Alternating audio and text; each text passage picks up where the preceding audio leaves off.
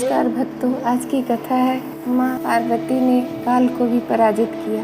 एक बार की बात है, भगवान शिव तप में लीन थे और माता पार्वती कैलाश पर उनकी सेवा कर रही थी। उसी समय काल मृत्यु का देवता वहाँ आया। उसका उद्देश्य था भगवान शिव के परम भक्त मार्कंडेय ऋषि की आयु समाप्त कर देना। माँ पार्वती ने उसे रोका और पूछा, तुम कहाँ जा रहे हो?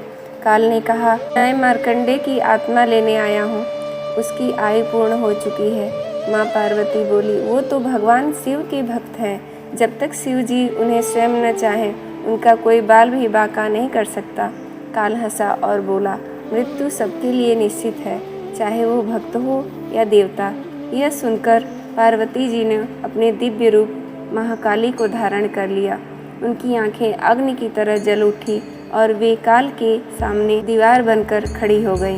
उन्होंने कहा, जो भक्त सच्चे मन से शिव का ध्यान करता है, उसका अंत समय भी शिव की अनुमति से ही आता है। उस समय भगवान शिव ने भी ध्यान से बाहर आकर कहा, काल भी शक्ति के आगे विवश है और शक्ति मेरी ही अर्धांगिनी है। काल ने क्षमा मांगी और मार्कंडेय ऋषि को जीवन दान दिया।